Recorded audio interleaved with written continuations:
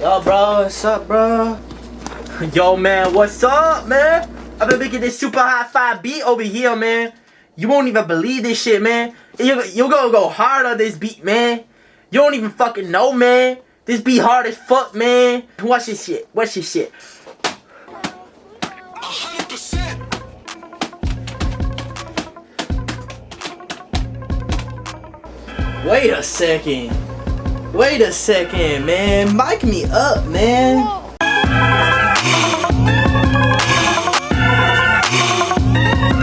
I got 2 shoes, 2 hoes. I got 2 bitches, 2 phones. Yeah, sipping on that Drake, sipping on that purple. I spin rounds like crazy. I get money like Macy's. 2 bins in like 1 month. I get bread, yeah, I get some. Yeah, how about all this beat? We're so fire. How about all this beat? We're so swag. I say, oh my god, that bitch is so bad. Yeah, I made money, I get that bad. Shoot shots, yeah, like on Steve Nash. Swish, swish, yeah, it's all that, yeah. Whoa, yeah, what? Yeah. If I didn't have a way to express myself, I honestly probably wouldn't be here. In some of the darkest times of my life, making music was the only thing that got me out of it. I could express my feelings, whether that was pain or anger or sadness, through the music in an abstract way that, I couldn't just talk to someone about. Creative expression just helped me in so many ways. It was my form of therapy. This outlet gave me a sort of direction in life that I really didn't have before, and it really kept me going every day. As Homo sapiens, we have this sort of primitive desire to make things.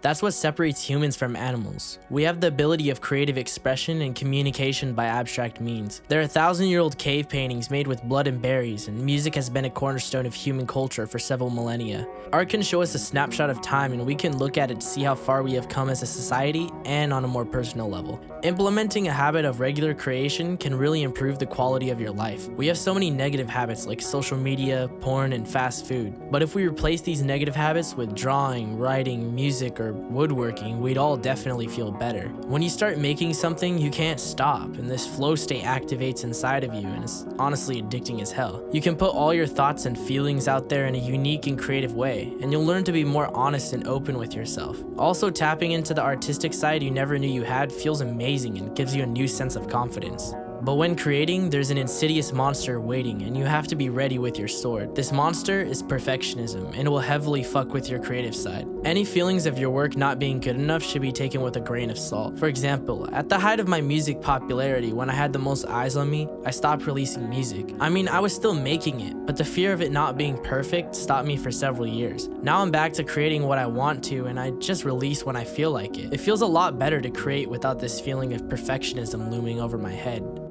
Creating is fun and easy. I have a simple 3-step formula that can help you create anytime, anywhere, and in any mood. For only 5 payments of $19.99, you can buy my brand new furry porn course right now. But for real, it's easy as 1, 2, 3. First, come up with an idea, something you've been thinking or dreaming about. Personally, I've been dreaming about Minions and the new Minions movie, The Rise of Gru, coming out this summer. For step 2, write that idea down and figure out the medium you want to use. For this one, I want to make a Minion fan art that represents the struggle of being too good at sex and fucking. Because many say, I'm the sensei of sex. Then, step 3, do it. There you go, easy art formula. So, today, after you finish this video, implement these steps and go and make some art.